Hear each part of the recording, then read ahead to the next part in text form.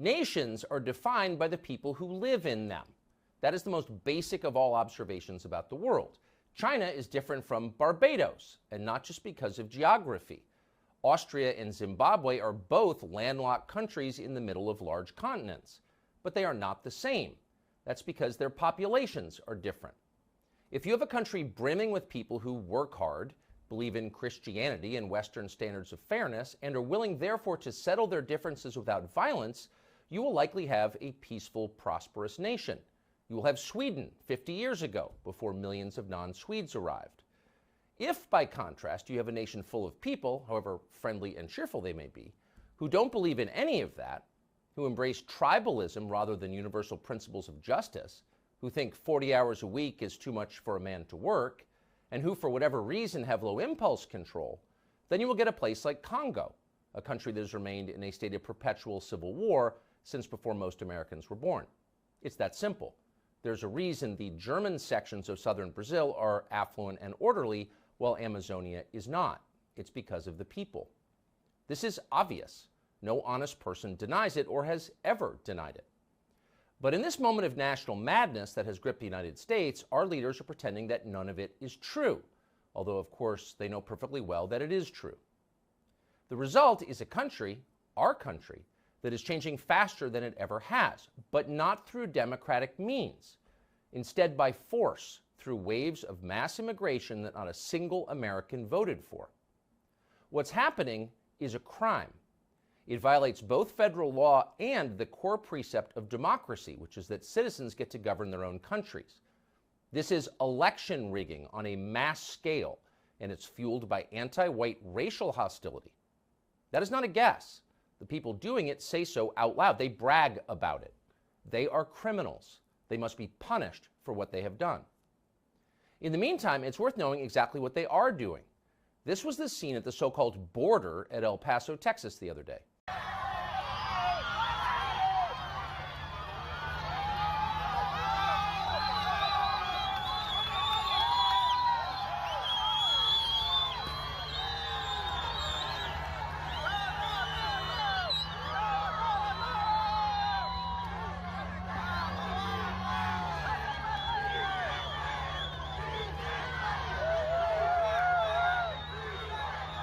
That's your country being invaded. It will never be the same. Republicans in Congress, the Republican governor of Texas, do nothing as this happens. Democrats cheer it on. They know that America will soon be a one-party state, and they'll be in charge. Immigration is the reason. Todd Bensman joins us now from the border. He's a longtime journalist and the author of the new book, Overrun: How Joe Biden Unleashed the Greatest Border Crisis in American History. Todd, thanks so much for joining us. Where are you? I am in Piedras Negras, which is Mexico, just across from Eagle Pass, Texas. This has been a red-hot spot for illegal immigration for the last couple weeks. Who's coming across, do you think, and how many? Right now, immigrants from 160 different countries are crossing this border. These are going to be people from other than Mexico and other than Central America, really from all over the world, Middle Easterners, people from every country of Africa, and the numbers are absolutely stupendous. This mass migration crisis of the last 36 months, 30 plus months, broke every record in the national history books already. But now we're in a surge that is breaking all of those records. We're looking at, 14,000 apprehensions a day, 10,000, 11, 12,000 a day, where like 1,000 a day once upon a time a few years ago was considered a national emergency. It's 14,000. We're looking at probably pushing 300,000 plus a month, and I think it's going to be closer to 400,000 a month if you consider the CBP-1 app where they're bringing them in over the ports of entry. You don't see those ones, and flying tens of thousands directly from foreign countries into 43 American airports directly. So you don't see all that. There's going to be a lot of runners and gotaways as well to add to that. And I think we've got to operate on the assumption that none of these people are going back to their countries of origin. that all of them are being supported by American taxpayers and have an expectation of staying here? Absolutely. First of all, we're pushing 5 million people that we know for sure are inside the country in a very short period of time.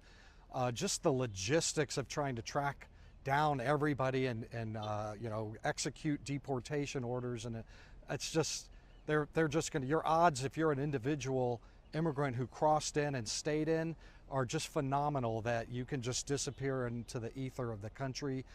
Nobody's leaving. So you're describing a total collapse of the rule of law. Absolutely. If you come to the U.S. southern border, if you are able to get over this river behind me and into the hands of Biden's Border Patrol, you are guaranteed entry and stay in the United States. You're almost guaranteed. In addition to that, the administration has put together 3 or 4 different what they call lawful pathways that they are enabling people to cross, like kind of pre-legalized, pre-approved.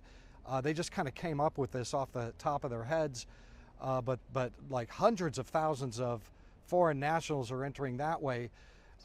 1 to 5 different ways that you can enter the country and successfully stay for a long term, because the whole calculus for the immigrants is, if I lay down $10,000 in smuggling fees, I want a return on investment. And that is entry and long-term stay so I can pay it back.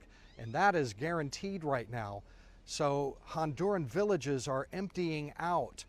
Population transfers are happening right now from places like Cuba, Guatemala, African countries. People are coming, they're emptying out of their countries and coming through because there's a return on that smuggling investment to get here, because we are letting them in. We are deporting almost no one. We are detaining almost no one. I've interviewed thousands of these immigrants. On the other side at the bus station, you can find them with their papers 24 hours after they get caught crossing over here. They're stamped in and they're on a bus to New York City or wherever, all across the country. We are not, like you said, we're letting them. I mean, it's our criminal political class and the criminal NGOs who are pilot fished on that class who are making this possible. But most people are totally opposed to this. It's supposed to be our country. We're supposed to be its owners. We're paying for this. And I wonder, at an earlier age, you would of course see American men with their own rifles standing on the border stopping it. Does there come a point where people just say, this is a criminal government and we're going to stop the invasion of our country?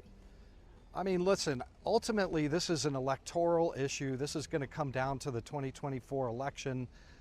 Who is in the inauguration seat in January 2025. This thing started in a 24-hour period. You can trace it right to the day it started, Inauguration Day 2021. It has a very distinct beginning, and it can be ended in 24 hours just as well, with the kind of policies that make that smuggling investment not worth it, not worth the risk. That's really what the calculus is. And also remember that, I've never met an immigrant who wasn't equipped with a cell phone, a modern cell phone connected to social media, and everybody down trail is very keyed in on their phones to everybody up trail. And when we as the U.S. government let them in, that immediately broadcasts to the entire world of aspiring immigrants, and that's when villages empty out, and that's what's happening right now. The only way to really stop this is with policies that take away the reward for laying your smuggling money down on the green felt. I mean, you're in Texas. I don't know if you live there full time, but you're certainly there a lot. When you visit Texas now, it's very obvious that the state has changed, and for the much worse. Litter everywhere, it's chaotic. The political balance is changing because the demographic balance is changing. Do people in Texas see this as an emergency, do you think? And if so, why is nobody doing anything about it? Yes, I do believe that. There is a dawning realization, not just in Texas, but in cities like Chicago and New York and Boston and Miami and everywhere else where unfunded masses of people are suddenly showing up with, nobody expected, we weren't budgeted for this, we don't have anywhere to put them or anywhere to feed them, and that is just getting going. You ain't seen nothing yet compared to what's coming. And in Texas, you have the big cities, obviously there are, tens of thousands, hundreds of thousands of people settling in those cities, and they're settling everywhere else too, and you can't not notice it. The regular voter, the regular American, anybody, Democrats too, can't help but notice this as a big pocketbook issue and some other issues too. This is transformative, what's happening to the United States. If we've had 5 million, and that's an undercount, now we very well may have another 3 or 4 million by the end of the first Biden term. Yeah. So these are permanent changes, and again, this is the greatest crime ever perpetrated on the American people. Last question, since we saw the tragedy in Israel just a few days ago, tied directly to borders, immigration, the nature of the population, et cetera, is anybody concerned, anybody in the Biden administration or among the criminal NGOs making this possible, about combatants coming into our country? These seem like mostly men of war age to me. Did anyone say anything about that? Well, last month I was invited to testify before the House Judiciary Committee on terrorist travel over the southern border. And in my testimony, I pointed out that, we've had a record-breaking number of immigrants apprehended who are on the FBI's terrorism watch list already. Those are the ones we caught among 1.8 million that we never caught, estimated, and that's a low estimation. And I couldn't help but notice during my testimony that the Democratic side of the desk, the dais, they would withdraw and go into their cell phones and start looking at TikTok and Facebook, and they were not interested. Yeah. Almost kind of like the Israelis maybe before this incredible devastating attack by Hamas. There is a complacency, and I think by half of the country. Terrorist organizations are imaginative, just like we saw, and it's not a huge leap to consider that somebody might come in here through this completely collapsed southern border and go into a shopping mall or do something else at some point. Yeah, well, if there was ever a reason to have a citizens militia, this is it, I would say. Todd Bensman, appreciate so much your reporting. Thank you for joining us. So just to restate, this is not organic, it's not an accident, it's not a natural disaster. Our country is being invaded because our political class welcomed, invited, and then abetted the invasion. Democrats are power-drunk nihilists. The Republicans elected to hold them in check are unfortunately dishonest cowards. It does not need to be this way. Dominik Tarczynski is a member of the European Parliament. He's from Poland, and he is unapologetically working to protect his country from radical demographic change, which nobody welcomes in any country on planet Earth. We thought it'd be interesting to talk to him now, and we're grateful that he's joining us. Dominik, thanks so much for coming on. Thank you very much for having me. So I want to just frame this for people who haven't been following it with a conversation that you had with a kind of bewildered interviewer. I believe this is Channel 4 in Great Britain. Here's how it unfolded. How many refugees has Poland taken? 0. And you're proud of that? If you are asking me, if you are asking me about Muslims illegal immigration, none, not even one, will come to Poland. Not even one if it's illegal. We took over 2 million Ukrainians who are working, who are peaceful in Poland. We will not receive even one Muslim because this is what we promised. But I asked not about illegal immigrants, I asked about refugees. And Jean-Claude Juncker, the Commission President, says that you're racist. You sound proud of the fact that you haven't taken any refugees. Of course, because this is what our people are expecting from our government. That's number one. This is why our government was elected. But this is why Poland is so safe. This is the reason why we had not even one terrorist attack. Look at the streets in Poland, and we can be called populists, nationalists, racists. I don't care. I care about my family and about my country. That is so unbelievable. That woman, I don't know what the word for repulsive in Polish is, but she qualifies. Anyway, so I just want to say I think it's the greatest exchange I've seen in a long time. She was surprised by the honest words. She was so surprised. So tell us about your thinking on this question. You don't seem embarrassed at all, God bless you. But why are you not embarrassed? Why are you not like everybody else in Europe? Because I'm proud. Because I love Poland, because I love my mother, my sister, my daughters, our daughters as a families, because we care about them, because we are not afraid to say no. Most of the spineless politicians, leftist politicians in here, in European Parliament, in Brussels, they are afraid. They want to be the part of this leftist way of thinking, flat, I would say. And Poland is completely different. I must say Poland is, I would say, the last stronghold of normality, Christianity, family values in Europe. Obviously, Hungary are doing good as well, but by the size, we are the ones who are very much attacked at the moment. So we are not afraid. We believe in Poland. We are skyrocketing. When you see the data from here, from Eurostat. Eurostat is an official body in European Parliament in here.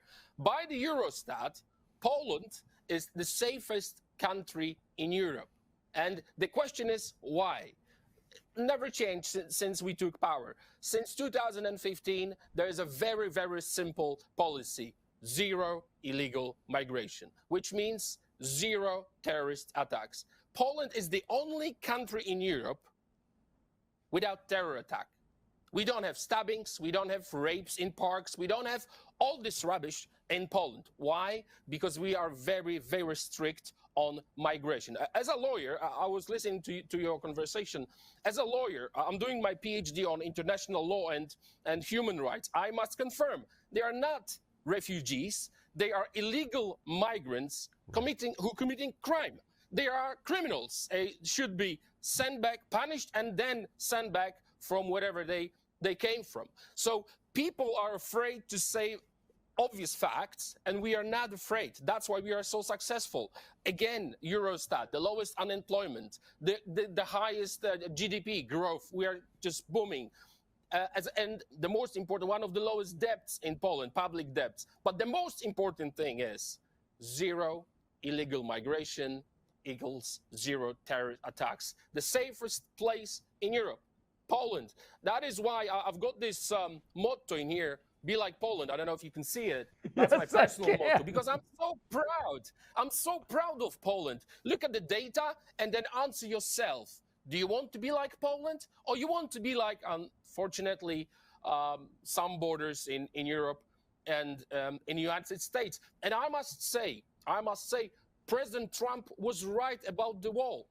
President Trump, you are an inspiration. Thank you for that.